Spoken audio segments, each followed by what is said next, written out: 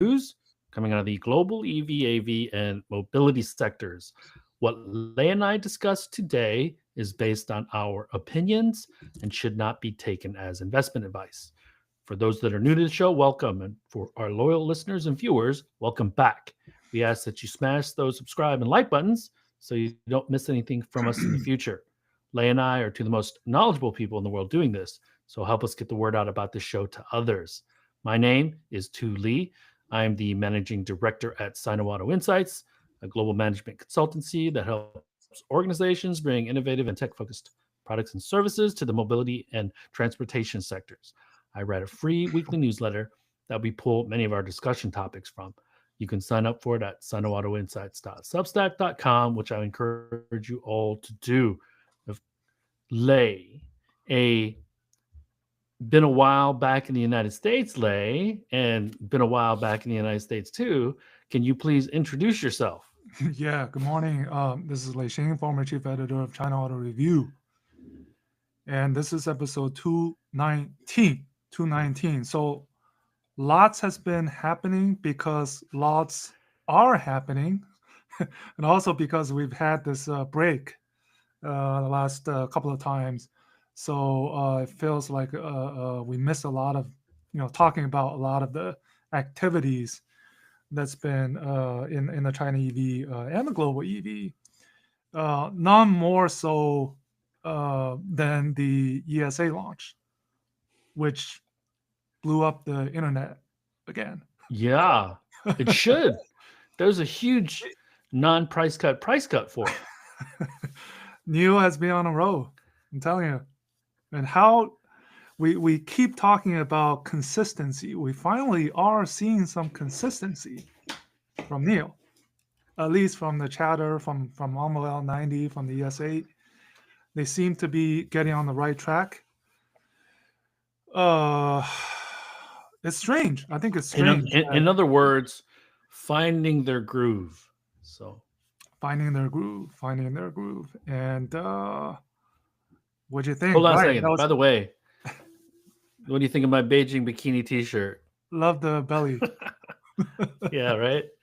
So for those that don't know, just really quickly, in Beijing, there's this joke when the Nongcun, it's super hot, they'll lift their shirts up over their bellies. So we call that foreigners call it the Beijing bikini. So. Beijing bikini. Anyways. It is.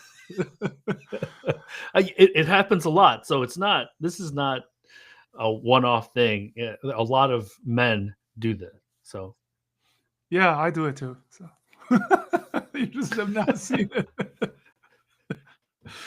Well, most of the men that do it have larger bellies than you do too, so it stands out when those guys do it. So talking about the ES8 a little bit, I think NIO has just completely shattered its own kind of the premium pricing mechanism, if that's the way I kind of put it. Because what happened? Traditional premium.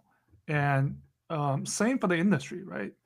We can't really segment on pricing anymore because what you got with the ES8, to put it in perspective, is cheaper than the Model YL, cheaper than the Li Auto i8 in BAS pricing mode.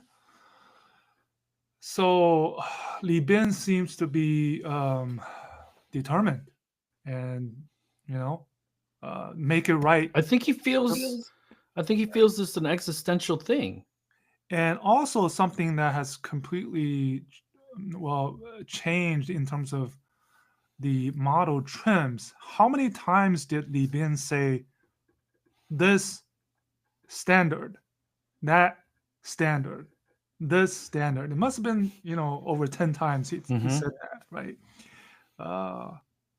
And with Li Auto i8. Hold on. So let me stop you there. We always get new audience members. So rather than just talk about a car, let's give it a little background. NIO is obviously a U.S. publicly traded company. The ES8 is their second, if you count that hypercar as their first vehicle launched. The ES8 is the first production vehicle launched. It's their flagship Mhm. SUV. It's a large SUV, so it's about the size of a Li Auto L9. Mhm. It's big. It's big. It's not Bigger. Tahoe big, but it's not um, small. And this is their flagship, and everything else kind of derives from that. So please continue. I'm sorry. No, I was talking about, the standardizing features and packages. I think it seems to be something that's now, rather than you as a consumer selecting different features, everything is standard. One, that appeases the consumer. Second, it makes it easy on the supply chain side for production. We talked about that last episode.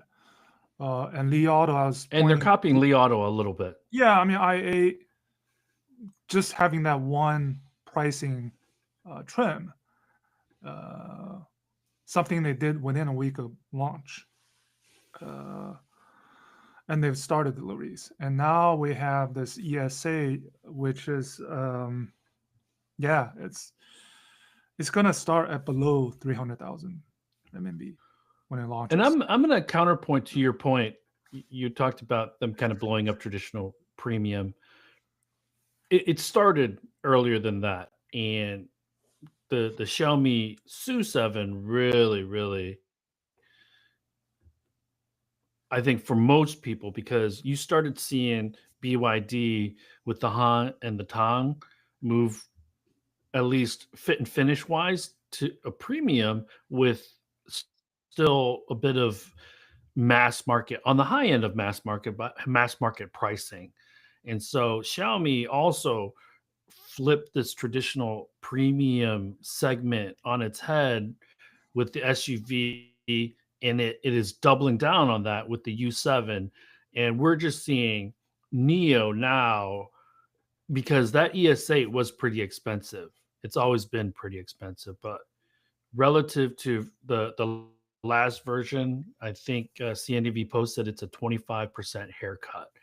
And this, with the background of the Chinese government saying, you guys cut out this price war. So I think, to your point, Li Bin didn't want to dilly dally with, okay, let's experiment with price X. And then if it doesn't work, we do price X minus Y. He just went super aggressive. And also with the success of the Envoy L90, the volume's going up, and they do share some components, especially the e-motors. So that makes it cheaper on the cost and the production cost side of it. And then he did mention, I think, in one of the interviews, that they're still able to eke out a profit at that pricing. And then he did mention about backstabbing earlier owners. I think he was very frank. He said, in this kind of climate, survival is my number one priority, and I have to do what I have to do. So, Which is a huge uh, change from his normally customer focused, customer engaged marketing and his narrative and comm strategy. yeah. And now ET9 is there, right? 700,000 RMB Halo car, whereas ESA is just their top flagship. Which And you can expect, Lei, that they're likely going to reconcile pricing for the rest of their vehicles now. it's extremely ESA is now extremely close to the BAS pricing of the ES6 if it falls below 300,000 RMB. So that's something they have to deal with. But um, also at the back of, break even is the number one priority. And how do they get there? Um, you know, We talk about eking out that profitability, and part of the reason they're able to eke that out is because their sales are growing. I mean, it's taking two new brands, and it's taken a lot of reconciling their pricing strategy and their product strategy. But that's the scale now that allows you to amortize all these fixed costs for the swapping stations for these new products into a larger number of units on that they sell per month, and that's helping them eke out a little profit. But this is why we got to see that continued growth from every EV maker. Otherwise, you're just the constraint of having all these fixed costs around weighing you down without growth and sales is going to be untenable for a lot of these Chinese EV makers. And then the other change is really the rhythm of launching. Envoy 90 started, now ES8 is following with it. Rather than launch something at NIO Day and then wait more than half a year to deliver, that's completely changed, right? It's ready. They're in showrooms, test drive will come up, and then delivery starting in about a month. That'll add to the volume and hopefully break even goal. And I think Li Bin, he's still confident that they can reach break even in Q4. And interesting that Li Hong, he mentioned that within the first 12 hours, the order that the ES8 got, not firm orders, but is more than the L90. So go figure. So Deutsche Bank says that they can do about 3,000 a month of the ES8 with the Yeah, revised pricing. I think I mentioned Envoy L90 10,000 would be my kind of expectation, and 3,000 I think is roughly right. I expect they can do 5,000 ES8s for let's say a grade A performance. And given what has happened so far, I think that's very possible. And NIO in Leap In is not done. They have NIO Day coming up later this year. So they're still going to pull at least one or two rabbits out of their hat before the end of the year as well. Well, we know the L80 So they'll continue to be in the news. Yeah. So soon after the NIO Day, L80 will launch. And then on the other side, Li Auto, the i6, which competes with the L80, the large 5-seater SUV, will launch. So they're not, it's almost like I talk about the summer sizzle. It hasn't fizzled. The sizzle hasn't fizzled. It keeps on coming. And amidst all of this, actually the Model YL is getting a lot of attention, for better or worse. I tweeted a lot of wows for the stands here, and a lot of nas for what we have seen, what's on offer in the market. But too bad the YL seems to be that Elon Musk says it may not ever be available in the US. But it's an important addition to Tesla to keep that kind of their resilience, I'd say, so far afloat. And it's a model that needs to be reckoned with. Although there's tons, all right, what we've seen just launch in July and August. The latest I've heard is that they've got 40,000 orders for the YL. Still significant. And well, they have a lot of, I believe they have a decent amount of capacity, idle capacity on the sidelines that needs some orders. So, but this isn't a new product. This is a trim level of a current product. Yes. And so we shouldn't see sales growth like a new product might have. We might see a 20% bump, a 25% bump, but that's at best. And one of the things that I'd written during the tweet about the show last night is we're going to get into this final stretch of 2025. What I'm going to be looking for in particular, Lei, especially with the ES8 and the L90 from NIO, is if the Chinese government is scrutinizing price cuts and really, really looking at hoping the players don't get to that extreme again, what will Ito do? What will Li Auto do? Because if we think about Li Auto, the L9, L8 are pretty old now relative to all their competitors on the full size SUV, 7-seat SUV. So if they can't really cut price or not in any significant way that would drive sales, what will they do? Because the clear winners are still going to be the U7, SU7 to a lesser extent. Maybe the Model YL gets an incremental bump. You and I agree that that'll likely happen, at least for the next couple of months through the end of the year. But, these larger SUVs, because where does Yangwang fit into all this? Well, With the Yangwang is somewhere up Y9, is it? there. So yeah. Yeah, but I mean, they only sell a few I, hundred units a month, so it's a bit different. But like I said, this summer sizzle, it's continuing, right? So next week we have right. You mentioned the other models, Ito M8 EV launching, or at least start pre-sale, and then we have the P7 launch, which He Xiaopeng says he wants that model to be top 3 for EVs under 300,000 RMB. Which I did not think that was a model that was gonna be high volume, but it seems that it'll be one of the significant additions. And he says they will want to do 40,000 a month in September.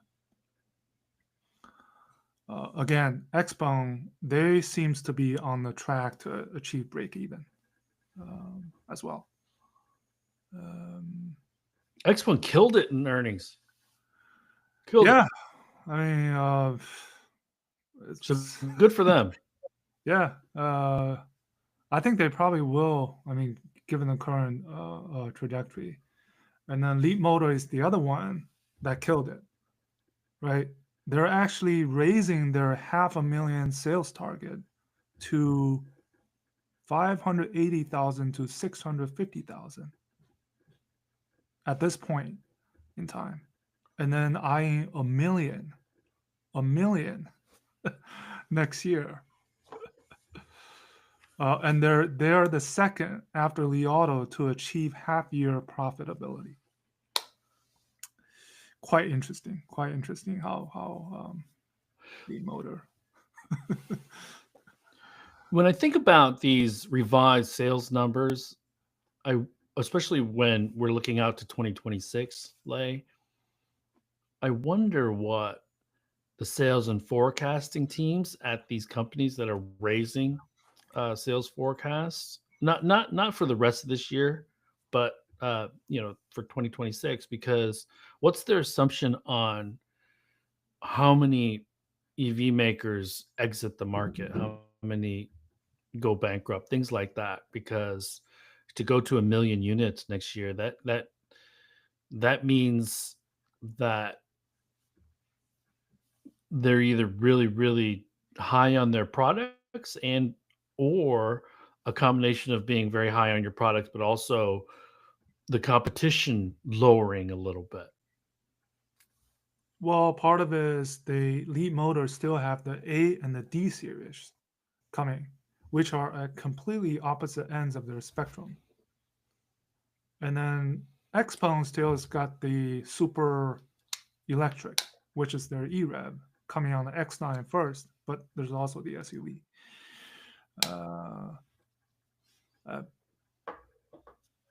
I think the other part of it is, remember, China is now a retentional market.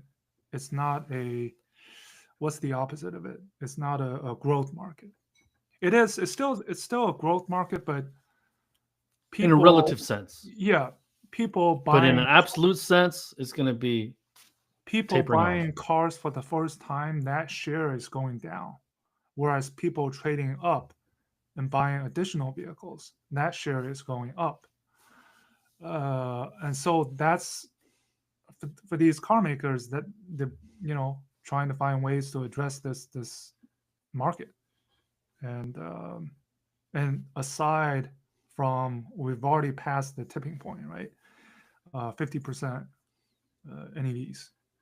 Yeah. And also this year, one very important factor is the expiration of the 30,000 cap on the purchase tax, which will be 15,000 starting next year.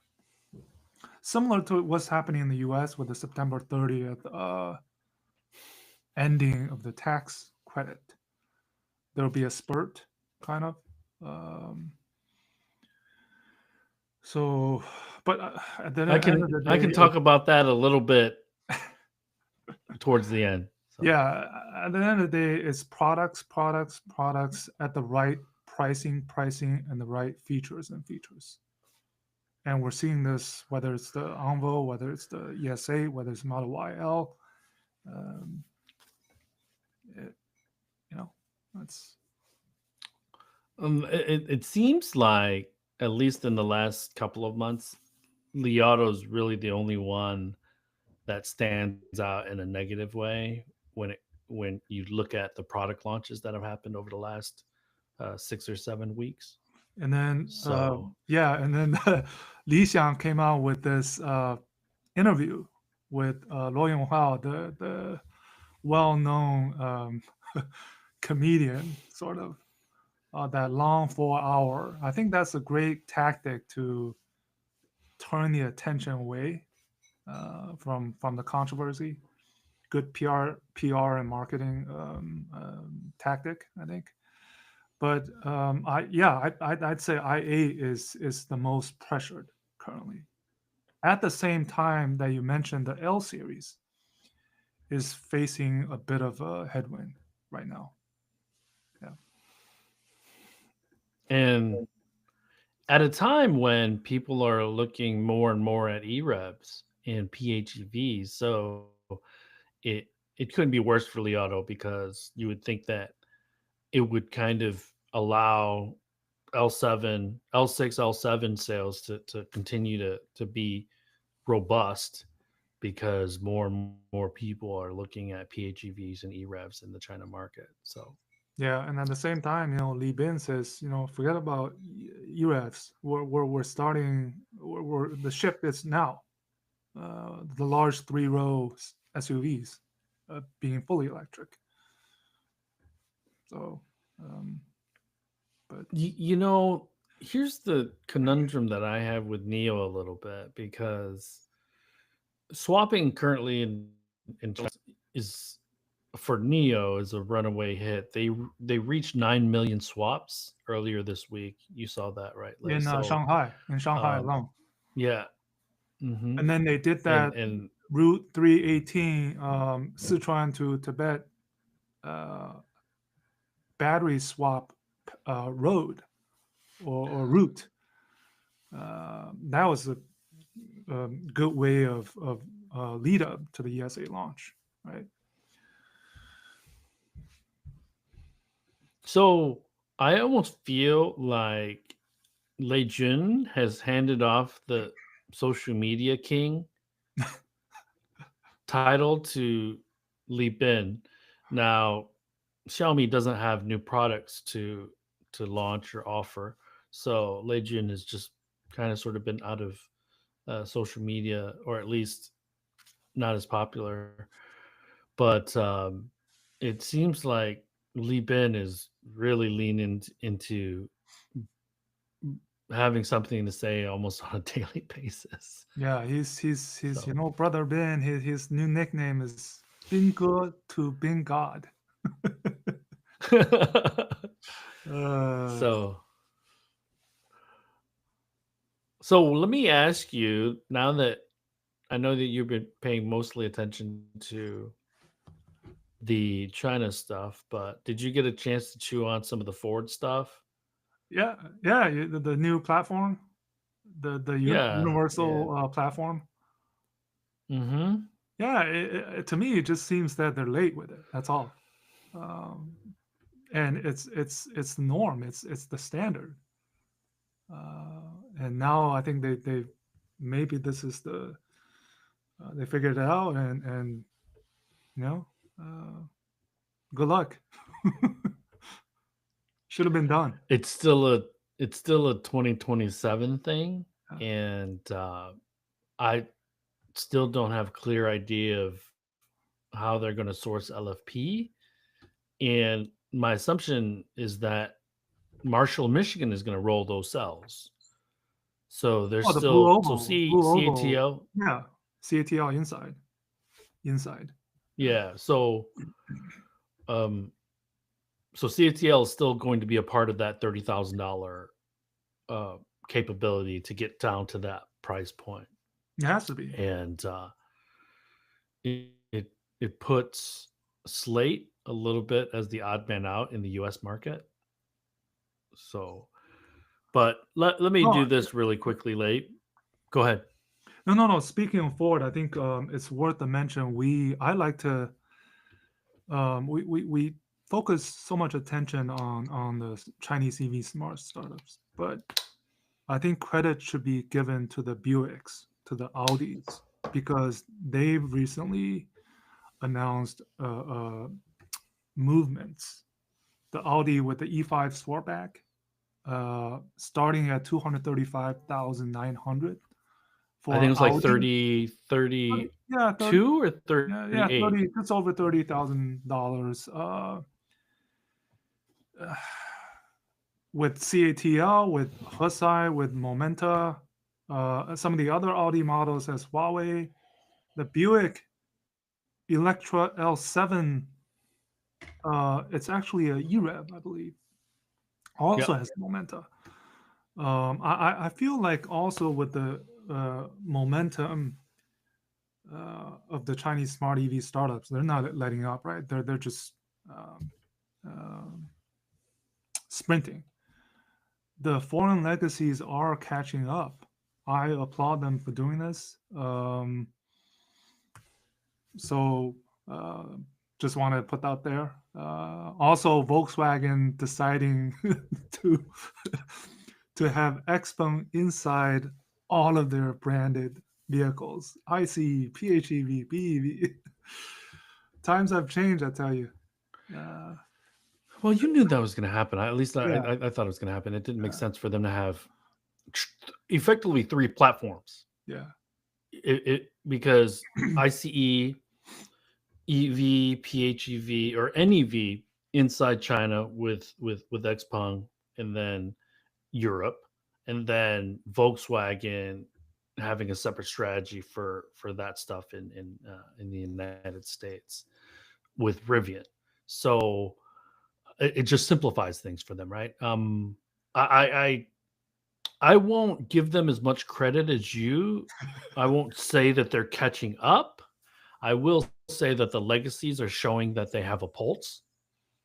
And I do think that the Buick, the Audi's a little awkward. I like it, but I think it's a little awkwardly designed because you're so used to the jelly bean yeah. shape, and then the interior with the whole coast to coast to the extreme front console. I think that's a bit jarring as well. I do think the Buick should find some buyers. They're not bad looking. I think they're aggressively priced. So I do think that GM has found a bottom. I don't know if Ford still has yet or not Ford, but Volkswagen has yet in China. Maybe that happens next year.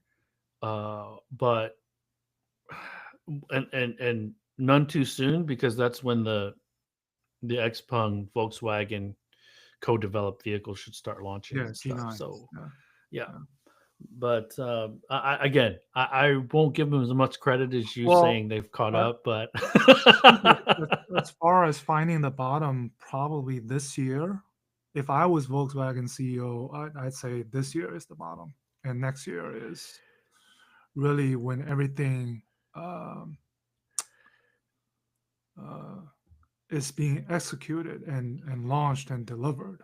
Now that's a huge question mark, right? Yes. Part of all of these announcements by the legacy automakers and part of these promises that are 2 years out, 18 months out, even from Rivian and Lucid, who think they can get $40,000 SUVs on the road in the United States or North American market by next year.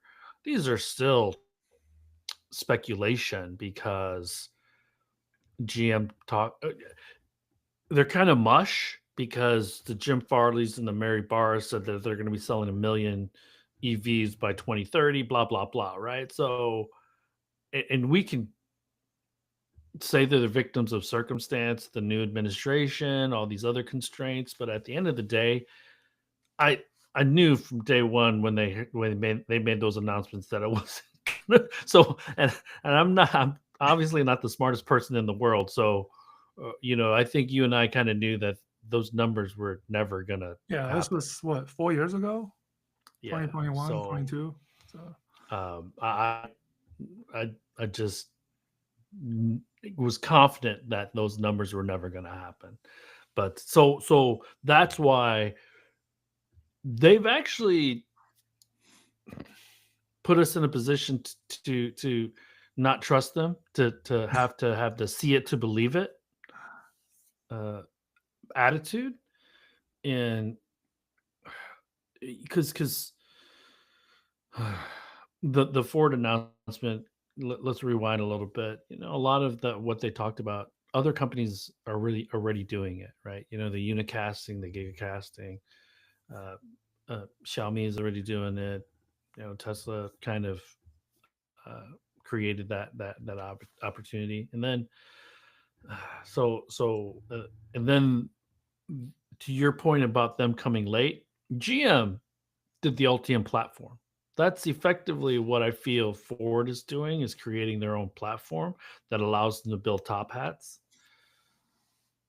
But that's because they didn't do it originally. They decided to pick two vehicles, the Mach E and the F-150 Lightning, and focus on those individual products as opposed to like create a new system. So, right. oh, man, this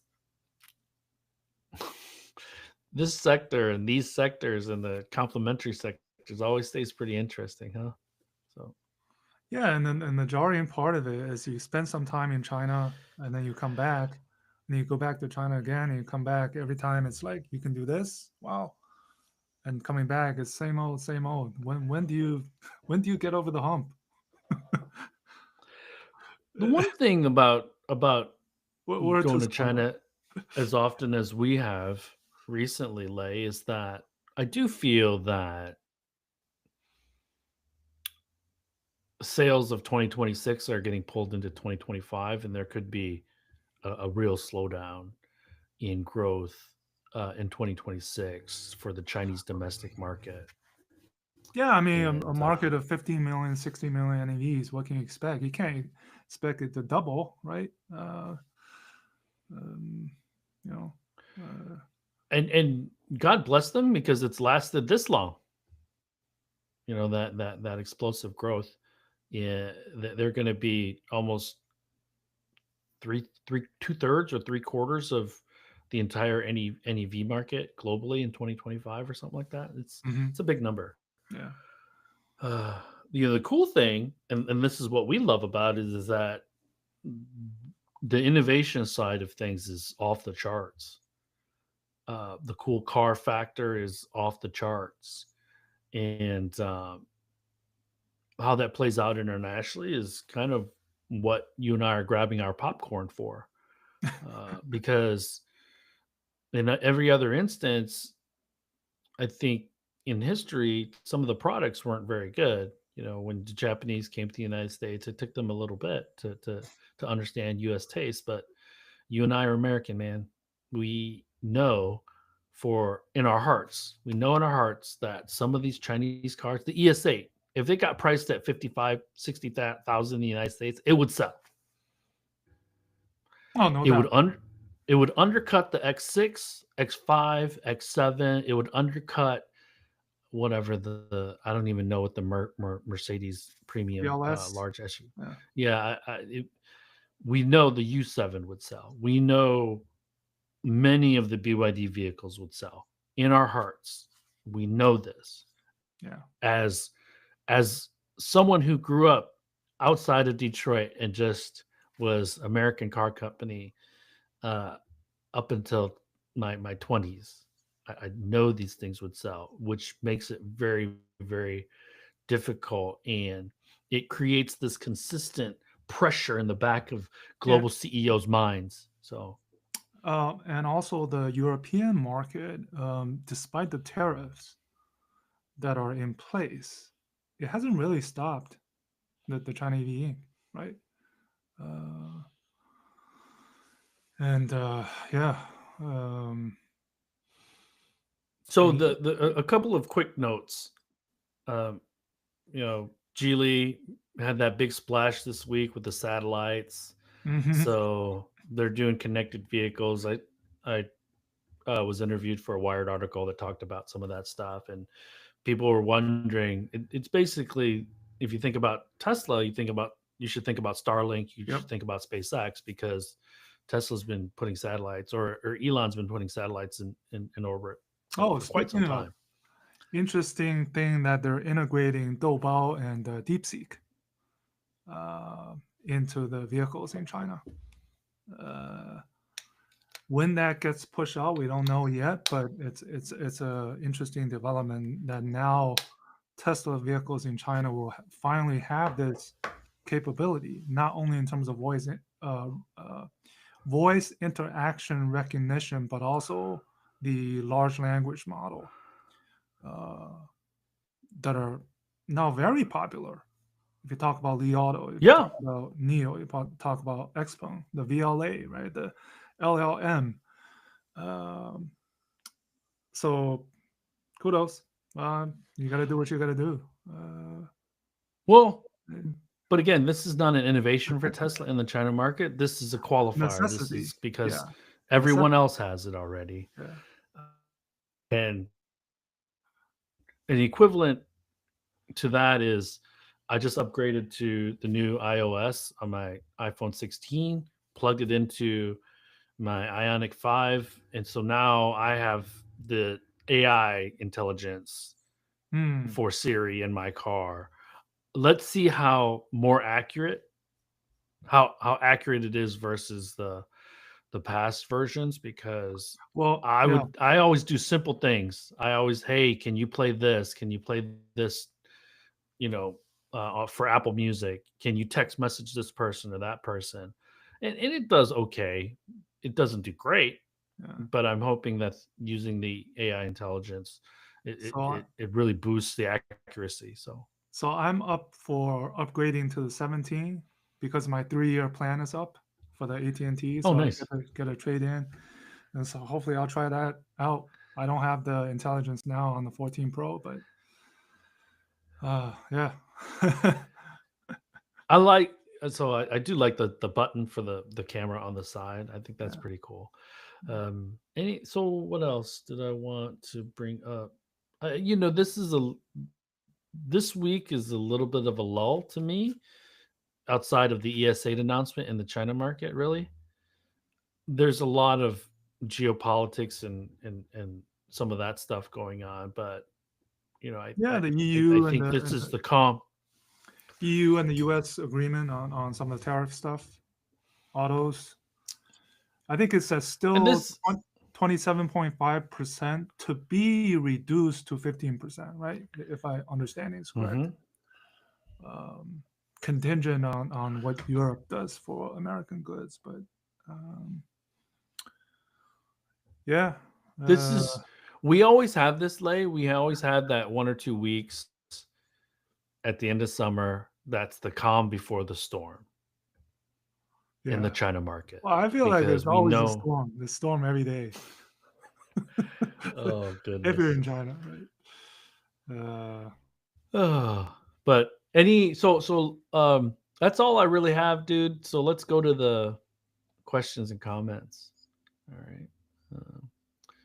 So SSJJ005 asks, what is your guesstimate for the final price for the new ES8? Well, that's been announced. We talked about that. Oh, hold Well, on. I already Also, tweeted. I tweeted that my yeah. guess is 289,800 starting BAS pricing. The current Well, hold on. pre-sale pricing Also, is 308,800. So, think about that. so what is the point for having ES7, which is now more expensive than the new ES8? That's a great question. Well, that's one of those things we talked about. What happens to the ES6 pricing?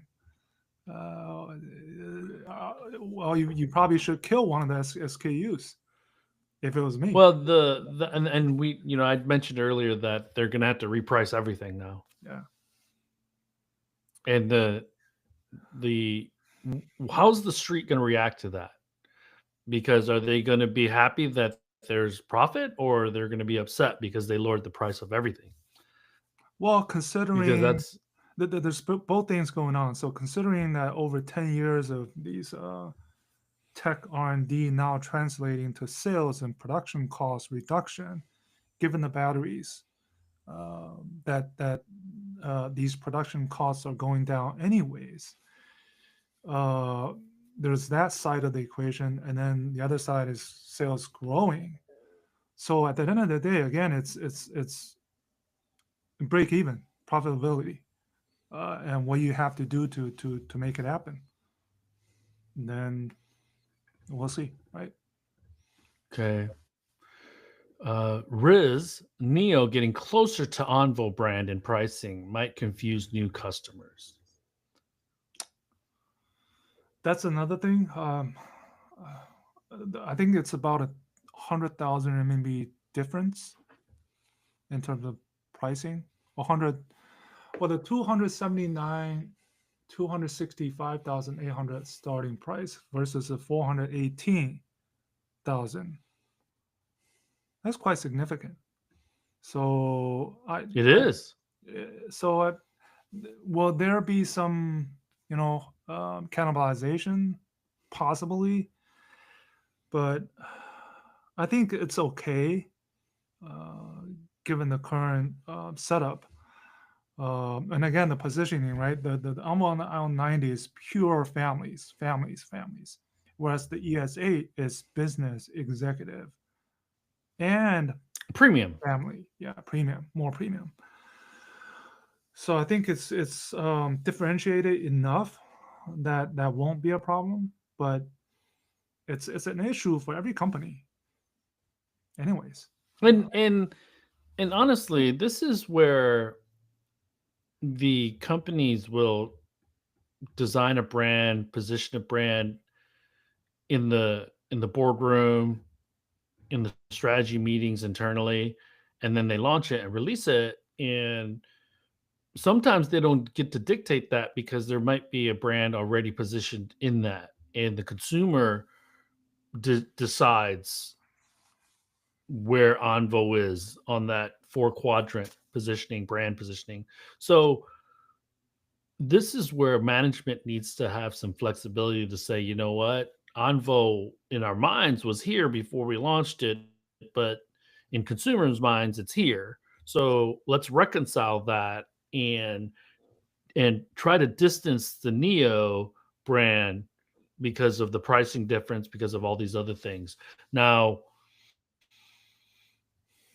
with what you said, Li Bin had said, right now, my priority is righting the ship. So everything else from a brand portfolio, product portfolio, pricing strategy is going to be secondary. Yeah, that's and these pricing, if Envoy L90 was an indication, is these pricing are built on the cost, on the expectations of volume, and it's not something that they, just hit their head and we're going to price it like this. There's a lot that went into it, and and that translates to what happens on the market performance.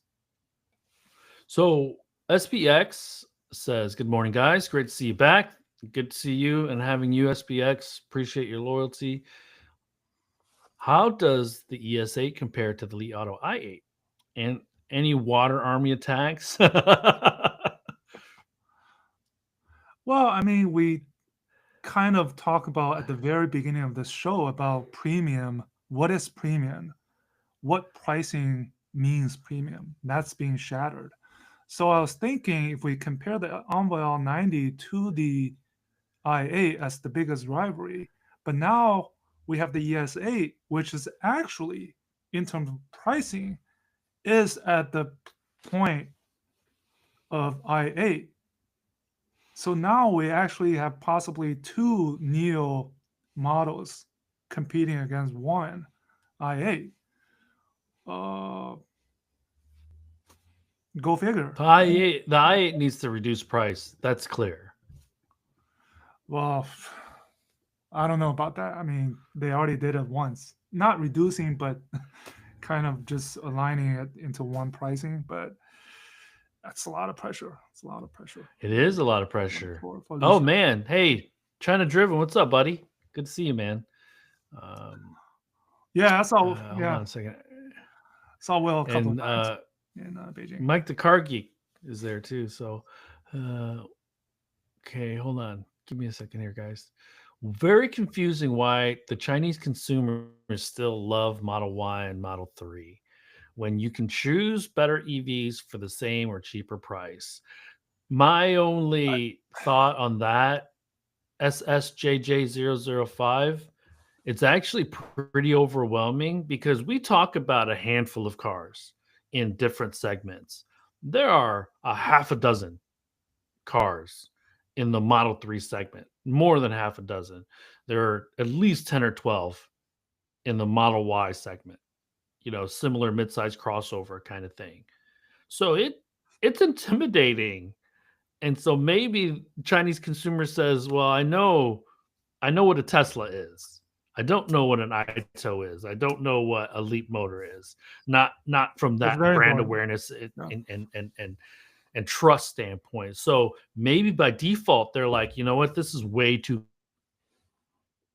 On, because it's not because of innovation and it's not because of all the features of a Tesla. Now, China Driven, if you want to type something in and add to that, please feel free. So I'm gonna go out on a limb and say Tesla is still king in China as far as the Model Y is concerned, because it's still the top selling SUV, fully electric SUV in that segment, the below 300,000 RMB. The reason why being is exactly what you said. It's the reason being those 5 letters, Tesla, because it's a global brand. It's produced in 3 continents. It's Elon Musk. It's simplicity. Although the nickname for Tesla vehicles in China is Maopeifang, which means a apartment that's not renovated. But somehow that pulls the consumers because of the simplicity. That it does not have the premium feel inside. It's a bit ghetto. But it does the job. And so a I'd written lot in the of newsletter consumers this still week that trust the 5 letter of the Tesla brand. I think that's the reason. Not to say that they're completely not vulnerable, right? I'd written in this week's newsletter, Lei, that the Model 3, Model Y looks more like a ride-hailing car in China than some sort of massive runaway hit car. But yeah, the other thing that I will add to this, to your statement, Lei, and kind of reinforce that is it straddles the line because some Chinese consumers think it's Chinese because it's built in China, and then it can also be this international brand. So I think it doesn't really tell you that it's American brand, in your face. So I think there's this gray area that it sits in, and it allows them to play both sides. Yeah. And there's still a huge following, huge fan base. Remember, the market is it's a 25, 30 million vehicle market, and right now it's still a warring state. There's a fan base for NIO, And there's a fan base for Li Auto, there's a huge fan base for all of these brands until we haven't reached that point yet. What He Xiaopeng says about each company does 5, 6, 7 million vehicles a year, and there's only less than 10 players left. We're not at that point yet. Um, and familiarity will breed sales. If you go to Shanghai, you'll see a lot of Neos. and You go to Guangzhou, you see a lot of Xpengs. In multiple cities in China, you'll see a lot of Teslas. So that also creates this fresh in your mind perspective for Chinese consumers.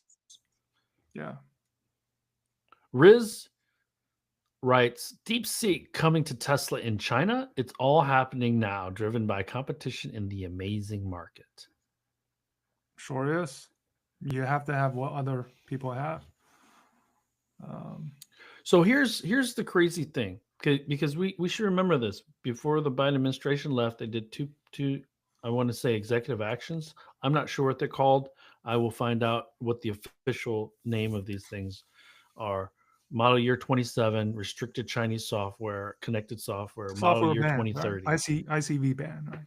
And software ban, yeah. So with the foreign legacies, a GM using Momenta, Volkswagen using primarily XPeng silicon and stack, it makes sense that if a Chinese EV company comes to the United States or North America, they would partner with a local entity, right? So this shouldn't be unprecedented because it's happening in China.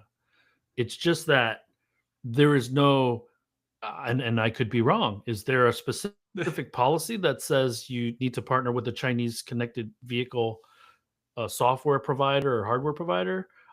I've not read that, I have but not read I that. think it's understood. I think Yeah, it's the simple understood. word is localization. That's all it is. Yeah, that's so. And honestly, in China, there's just not very many Western competitors that have the level of innovation that the Chinese domestic competitors do. So it's pretty amazing how XPeng runs their company. This is SSJJ006. Oh, and Diane laughs at my T-shirt, my Beijing bikini T-shirt. Here. Yeah, I mean, XPeng is, I think, something that's often not talked enough about is their overseas strategy and tactics. That's been working out great for them. The revised overseas Revised. strategy. Yeah, revised. So channel, especially working with the right partners in the respective. So countries. let me finish that Yeah. comment. It's pretty amazing how XPeng run their company because half of the sales comes from the very cheap MO3, MO3, which only costs 120,000 RMB and still going to achieve profitability. So their top selling models are the Mona MO3, the P7 Plus, the G7, and now with the new P7 coming, and then the X9, which is a bit more profitable for them. I don't want to oversimplify this, but this points back to utilization rates at factories. When you're at 80% utilization rate, you're break even, and every vehicle after that, you're making money. Generally speaking. Yeah. Generally speaking. So And again, Leapmotor, Li Auto, XPeng, they're all one brand. At least as of today. Or where NIO has got 3 brands on their plate. And they have to figure out positioning, premium, channel. But the point is to reach profitability, they have to take actions. And one of those actions is the channel part of it. Do you put a Firefly in a NIO showroom? You do. Do you not organize a NIO day and spend too much money on it? And then you do, as is happening this year. And remember that the alternative is Firefly is a mass market, pretty cheap vehicle. If you build retail stores solely for Firefly, that expense for that brand is going to be overwhelming. Okay. So, but that's the art of brand positioning with one company. And Alfred Sloan kind of created this whole product or brand for every point in your life. And that's what traditional automotive has always been.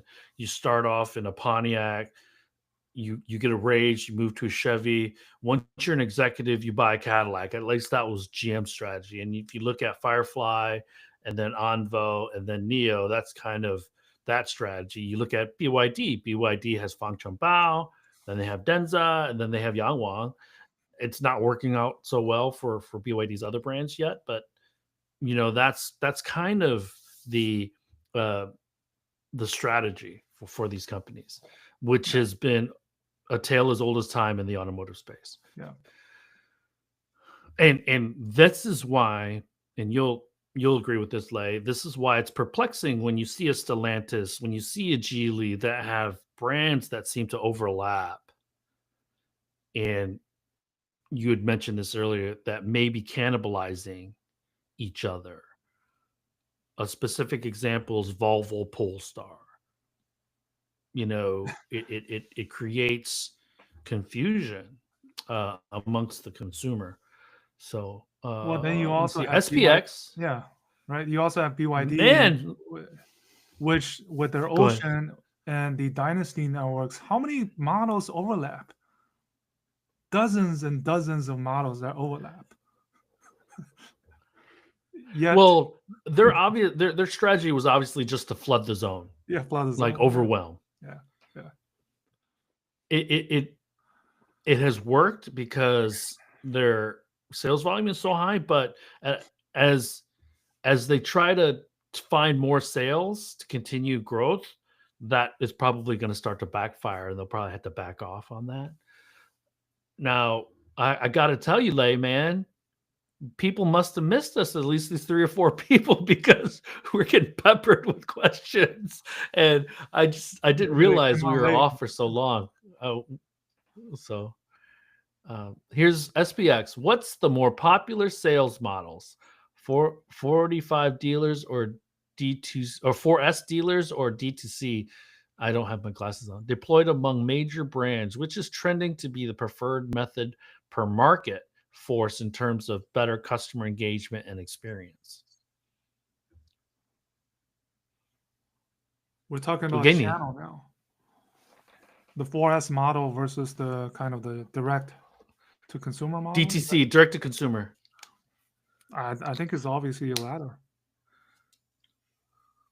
That doesn't mean that the traditional 4S is not working, because we know the XPeng actually went back to that model a little bit, right? Remember, in terms of channel, working with the traditional partners, it's basically figuring out the sweet spot.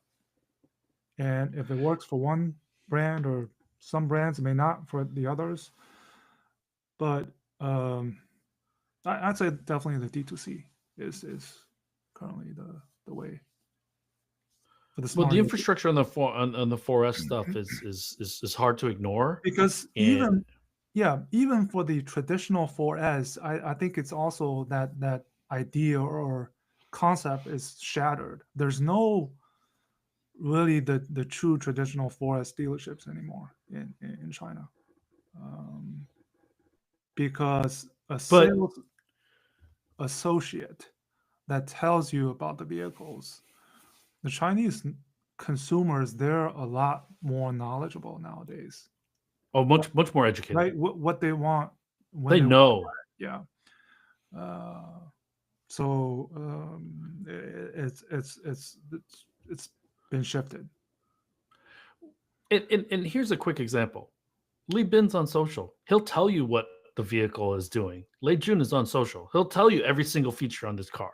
You're not seeing Mary Barra talk about the newest Tahoe. You're not seeing Jim Farley talk about the newest F-150. So the information is easily accessible, and it's not so complicated that a Chinese consumer can't understand what a U7 has from a feature set standpoint in a less than 10-minute video. And the other thing, I think I'm not sure this is happening in the US, is when you go to these showrooms, 4S or showrooms themselves, these sales associates, they add you on WeChat, and then they keep bombing you with information saying, hey, do you want a test drive? We can bring the vehicle to you. Let me know. I keep getting these messages all the time. How many cars did you buy? What's the close None. rate, please? I'm like, sorry, I'm not in the market. I was just interested, but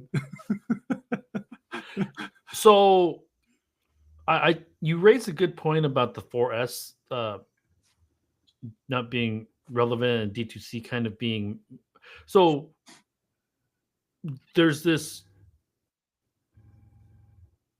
they need to work symbiotically, and during a price war, there's a FOMO thing. There's just I want to get this because it's a low price, it's the newest thing. But once we get into more a mature market where branding is really important, where positioning and understanding, and you get sales because I trust Li Auto more than I trust XPeng or NIO and vice versa, that's where 4S and D2C need to work closely together. And this is where the brands need to create training programs to make sure that the sales guys pinging you on WeChat are consistent with their messaging so that it's not confusing that I went into a NIO store and saw an Envo, because I know what the positioning is in my mind. And we're not seeing that right now just because the mad dash because of the price wars, but the price war, as that subsides, the training and understanding from the internal folks that touch the customer will be much, much, much more important. Yep. Let me see here. So, Mike, deep question. Oh, wow. Do you know what happened to AutoX robotaxi fleet in China? Their U.S. operations is now called Tensor Auto and want to sell a funky personal robocar.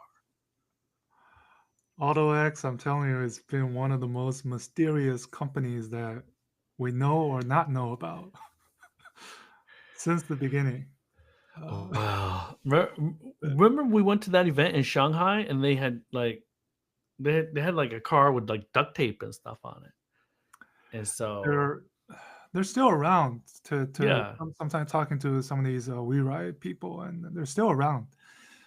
Just not as actively pushing out, we did this time or did this today, or we did this tomorrow. No, they just Well, they kind of ran out of capital.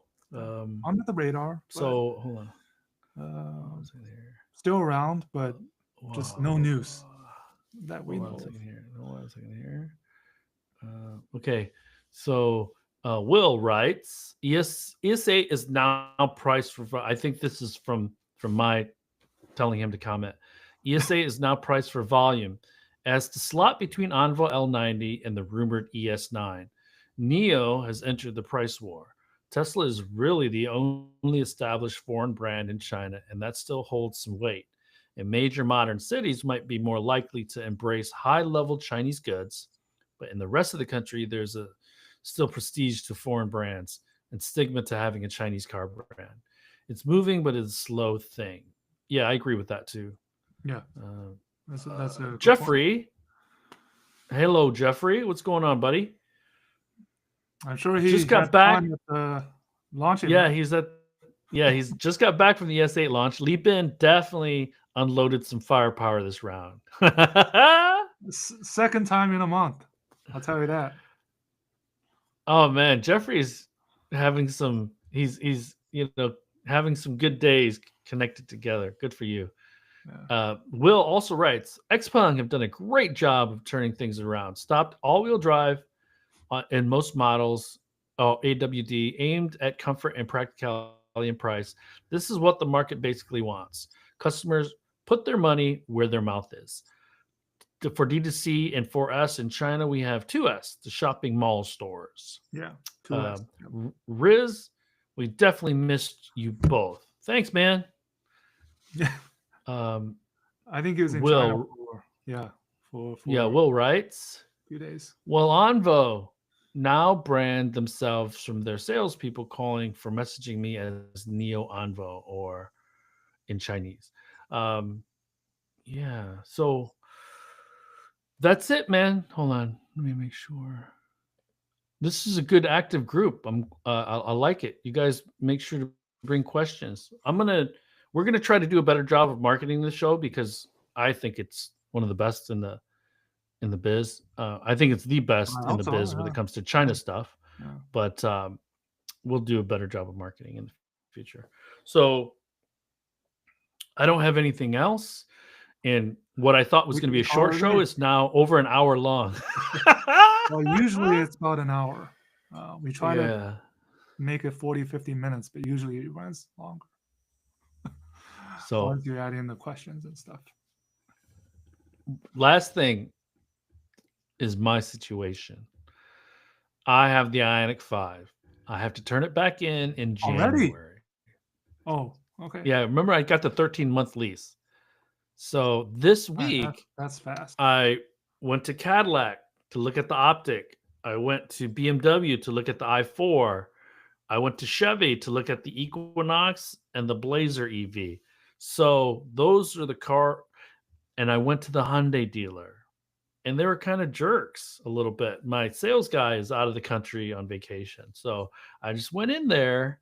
And I was like, hey, salesperson's like, how can I help you? Well, I'm looking to price out an IONIQ 5. He's like, oh, we don't have any. And he didn't say anything else. He didn't say, well, we don't plan on getting any more by September 30th. He didn't, because that's my bogey, September 30th. In the next 5 weeks, I'm probably going to sign a lease on a new car.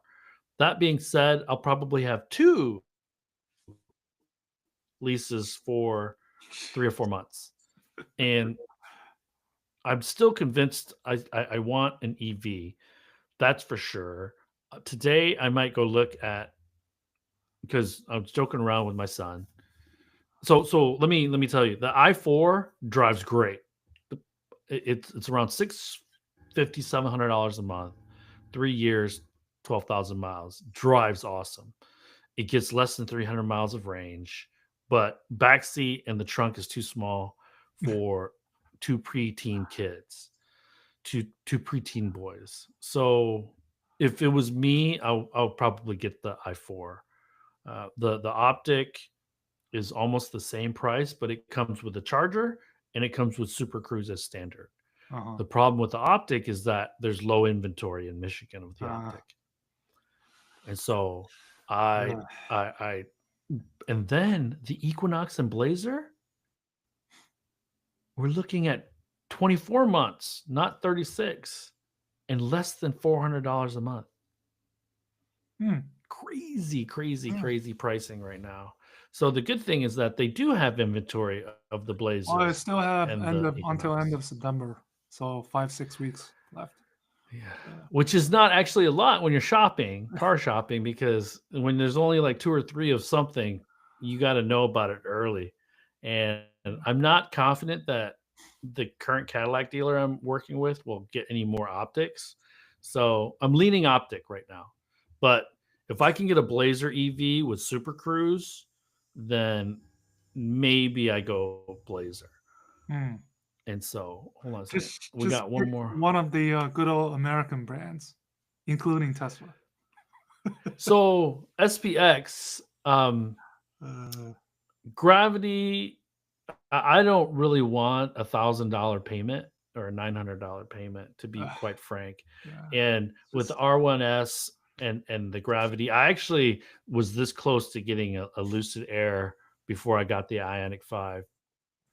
But the other thing that I really, really want is Super Cruise.